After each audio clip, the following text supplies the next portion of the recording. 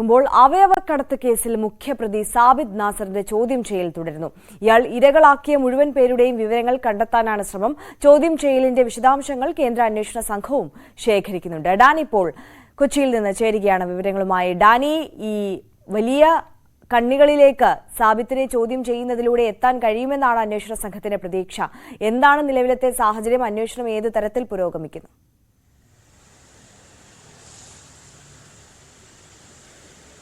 ആര്യ, നിലവിൽ ഇരകളാക്കപ്പെട്ടവരുടെ പൂർണ്ണമായ വിവരങ്ങൾ, അങ്ങനെയൊരു ഡാറ്റാ ബാങ്ക് രൂപീകരിക്കുക എന്നതാണ് അന്വേഷണ സംഘം ലക്ഷ്യമിടുന്നത്. ഇയാൾ വിവരം നൽകിയവരിൽ പലരെയും തന്നെയും ഇതുവരെയും കണ്ടെത്താൻ കഴിഞ്ഞിട്ടില്ല എന്നത് വളരെയധികം ദുരൂഹതയുണർത്തുന്നതാണ്. പ്രത്യേകിച്ച് ഈ 20 അംഗ ആളുകളുടെ പേരുവിവരങ്ങൾ നൽകുമ്പോൾ അതിൽ ഒരാൾ മാത്രമായിരുന്നു മലയാളി, പാലക്കാട് സ്വദേശിയായ ഷമീർ. ഷമീറിനെ കുറിച്ച് ഒരു വിവരവും ലഭ്യമല്ല എന്നത് മാത്രമല്ല, അയാളുടെ പൂർണ്ണമായ തിരിച്ചറിയൽ രേഖകളടക്കം അതുമായാണ് അയാൾ പാലക്കാട് നിന്ന് കടന്നു കളഞ്ഞിരിക്കുന്നതെന്നാണ് ലഭിച്ചിരിക്കുന്ന വിവരം. അയാളെക്കുറിച്ച് വീട്ടുകാർക്ക് പോലും വ്യക്തമായ വിവരം ലഭിച്ചിട്ടില്ല. അപ്പോൾ ഇത് വളരെ സംശയം നൽകുന്നതാണ്. എന്താണ് ഇവർക്കെല്ലാം സംഭവിച്ചത് എന്നത്, ഇവരെ മറ്റെന്തെങ്കിലും മാർഗങ്ങൾക്ക് ഉപയോഗിച്ചിട്ടുണ്ടോ എന്നതടക്കം സംശയങ്ങൾ കേന്ദ്ര അന്വേഷണ ഏജൻസികൾക്ക് പോലുമുണ്ട്. അതുകൊണ്ടാണ് ഇവരെക്കുറിച്ചെല്ലാം തന്നെ പൂർണ്ണമായ വിവരങ്ങൾ ശേഖരിക്കാൻ ആവശ്യപ്പെട്ടിരിക്കുന്നത്.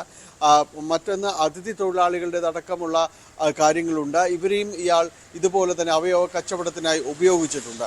അപ്പോൾ ഇവരെക്കുറിച്ച് അന്വേഷിക്കുക. അവരെക്കുറിച്ചുള്ള വ്യക്തമായ തിരിച്ചറിയൽ രേഖകൾ പോലും ഇല്ല എന്നതാണ്.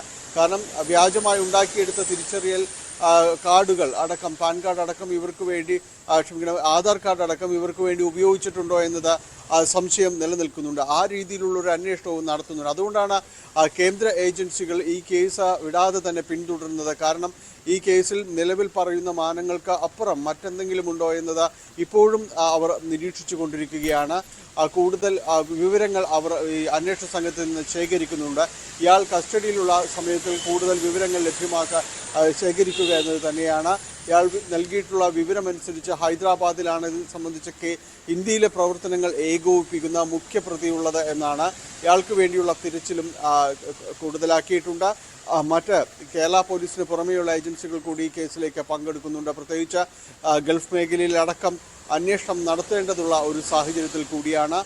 ഇറാനിലെ ഫരീദ് ഖാൻ ആശുപത്രി കേന്ദ്രീകരിച്ചാണ് ഈ അവയവ കച്ചവടം അടക്കം നടന്നിട്ടുള്ളത് എന്നതാണ്. അവിടെ ഇറാൻ കേന്ദ്രീകരിക്കുന്നതിൻ്റെ ഒരു പ്രധാന കാരണം തന്നെയും UN അംഗരാഷ്ട്രങ്ങളിൽ അവിടെ നിയമം അനുവദിക്കുന്ന, അവയവ കച്ചവടത്തിനായി നിയമം അനുവദിക്കുന്ന ഒരു രാജ്യമെന്ന രീതിയിൽ തന്നെയാണ് ഇറാൻ ഈ സംഘം തിരഞ്ഞെടുത്തത് എന്നതാണ് മനസ്സിലാക്കുന്നത്. അപ്പോൾ അത്തരം കാര്യങ്ങളിലെല്ലാം തന്നെ വളരെ വിശദമായ ഒരു അന്വേഷണത്തിലേക്കാണ് പോകുന്നത്. വൈകാതെ കൂടുതൽ വിശദീകരണങ്ങൾ പോലീസിന്റെ ഭാഗത്തു നിന്നുണ്ടാകുമെന്നാണ് പ്രതീക്ഷിക്കുന്നത്. ആര്യ, ഡാനി പോളാണ് വിവരങ്ങൾ നൽകിയത്. എന്തായാലും അവയവക്കടത്തുമായി ബന്ധപ്പെട്ട വളരെ നിർണായകമായ അന്വേഷണം ആണ് പുരോഗമിച്ചുകൊണ്ടിരിക്കുന്നത്. കൂടുതൽ മലയാളികൾ ഇതിൽ ഇരയായിട്ടുണ്ടോ എന്നുള്ളതാണ് പ്രധാനമായും അന്വേഷണ സംഘം നിലവിൽ പരിശോധിക്കുന്നത്.